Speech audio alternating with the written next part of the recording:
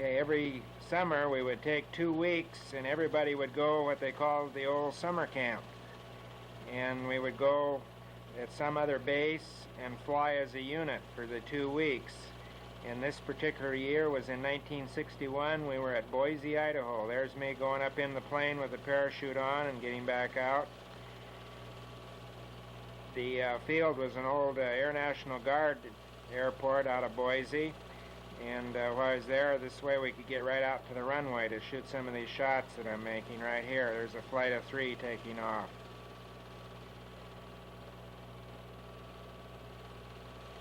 When we'd fly up there for the summer camp, we'd have a full 48 planes. Okay, now this is back at March Air Base when the B-47s were there.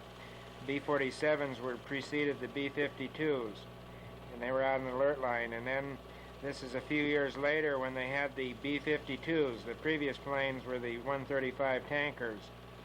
You see, here's one of the first ones they'd painted black when the Korean War started, or not the Korean War, but the Vietnam War started. They started painting the B-52s black and sending them over for bombing raids. The black paint, they weren't as well seen when they were on the ground or in the air. But in this case, there was only one out of the whole line that was painted black. Okay, this was a day when we were taking off to go fly a formation mission. The general formation was 9 planes. They had 3 elements of 3 planes in each element. And the entire 9 planes are lying on the runway. When we were going to drop, the back doors were removed from the plane, dropping any cargo or anything. Now we're flying out to the desert, and the blue area you see coming up is the Salton Sea. We flew out over the Salton Sea and then turned south, and our drop zone was down by near El Centro, just west of El Centro. And you're looking out the doors, it'll come up rather fast. There'll be a barrel coming out. As soon as we drop, there it goes. It's quite fast. Now this is a time later on when I was in the plane and shooting at another shot where they had several barrels tied together and would go out. And you can see the parachutes opening and going down onto the desert. And also I served one time as range officer on the ground, so I got some shots. These are paratroopers jumping out here, and just one would time so they could circle around and the navigators practice accuracy of getting into the drop zone and how close they'd come to hitting the target on the ground. As you can see, these guys hit with quite a drop. They're carrying full load, and generally with a full load they'd have over 100 pounds of gear on, so it isn't like sports jumping. Here's another one, jump, and he's right fall down and the heels are up in the air. This is what it looks like coming into March Air Base, the runway there, and this is looking out toward Riverside. A little bump when you hit the ground, and there's the line, and up in the background was Mount San Gorgonio. Okay, this is summer camp 1982, and we went back to South Carolina for that one, and this is on the way back over southern Mississippi and Alabama. Come into these big cumulus clouds. They weren't built up into thunder clouds yet or anything, but we're just flying along about 10,000 feet. We're kind of in and out of them. You can see it's a little bit bumpy when you go in, and you're in and then right out. Back out in the clear and everything smooths out again. This is what it looks like for the wing there. The whole plane is shaking pretty good while you're in the clouds, the turbulence, but as soon as you come out of the clouds, everything's smooth. And this is Lyle Merkins here. He was flying with me, and during the years flying 119s, we probably flew about 75% of the flying time together as pilot and co-pilot, switching off each time. Okay, when we got back to South Carolina, we're at Donaldson Air Base that's outside of Greenville, and they were having a mock Army battles there. We were helping to support. It was the 82nd versus the 81st Airborne. Here's a atomic bomb carrying case out of curiosity that you just never saw them out open when I was in Strategic Air Command, and now that it's declassified, they were right out on the ramp. Okay, here's a takeoff out of Donaldson now, just another shot that and we flew down to Myrtle Beach, which was on the ocean.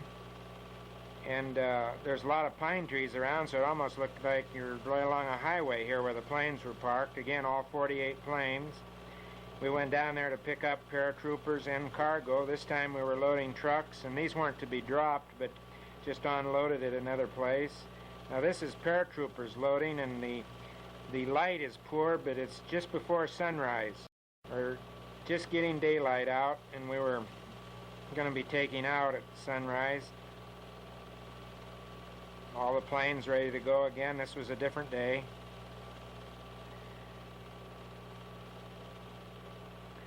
And once we take off, we were out over the Atlantic Ocean, and that's just a shot of what the beach looks like on the Atlantic side of the country.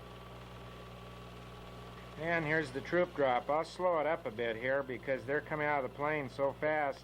The 30 people that were in the plane jumped out. It took about 30 seconds to get them all out. And this coming up now is another pass, another day, when all the paratroopers are in the sky from a previous jump. You see, and it looks like we're just skimming the top, and we were. And here's some jumping out of the lead element ahead of us that was on another pass. And we're only about 500 feet above them there. We're flying about 1,500 feet to 1,000, and these guys are jumping out. Okay, now this is coming back at Donaldson, just a shot. There's a C-124, which I flew in later years. And that's what Donaldson had at that time, were C-124s, which are parked over there in that area. This is coming into our parking area, and there's a C-123, which is the same configuration as the 119, except it had a single tail. And this is a marshaller that's helping us park. Here's a 133, which they only made about 30 of them, and they had mechanical problems, but it was a huge plane. The present-day C-130s that fly around here are the same company, but they're only about half the size of this plane. Okay, here's some flying we're doing then just in the Carolina areas and Alabama. I was flying along, saw this freeway, probably just been completed not too long, but there just wasn't any cars on it. Entirely different here in California, where you see traffic all the time. And a shot of a river that they must have just had some rain, so it was all brown. And this is a quarry of some kind, I don't know what, but I took it just mainly to show all the different blues colors. It was kind of nice looking. Okay, this is at another base where there's a little activity going on. And here's a 105 landing. You can see they get slowed down to save the brakes for the drag chute. And this is the Meteor Crater in Arizona. It's just south of Highway 66, east of Flagstaff. That's pretty near a mile across there, so it's a big hole in the ground. And this is in 1962. They flew back for the Cuban Missile Crisis. I volunteered to go back when Kennedy called in all the reserves. And these planes I was showing you were marked to go down into Cuba and film the pulling out of the missiles. And what we had was a load of film was taking down for these planes to fly to take their pictures. And this was taking out, it was at MacDill Air Base near Panama City. Man, these are just shots flying along. Here's a training base the Navy used. You can see that's in the shape. It's got 8 sides, and there's parallel runways going in 8 different directions. This was just a shot where some land had been parceled out, and everywhere you could see within miles it was nothing but swamp. So it'd be interesting to go back there today and see if they've done anything, built houses on it. But this is southern Alabama or northwestern Florida.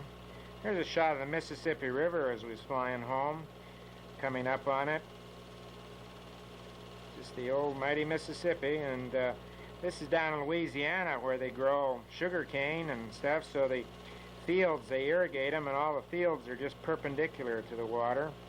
Okay, this is now flying to a summer camp up in Alaska, and that was Mount Shasta we just went by. It's kind of hazy cloud layer, and we were in a flight of 3 here, so I went to the back, and we had a plane on each wing, and so shot out. This is Mount Hood up in Oregon, and way off in the distance, just kind of a white blob. And we're coming up here now, will be Mount Rainier. Looking out the window too, sometimes the naked eye you could see stuff, but the camera is too hazy. Here's Mount Rainier. The peak sticking out, it'd be hazy below it, but looking straight down you can see this is the area around Snoqualmie Pass, which was the old Highway 10 that went between Spokane and Seattle. You see it's forest area.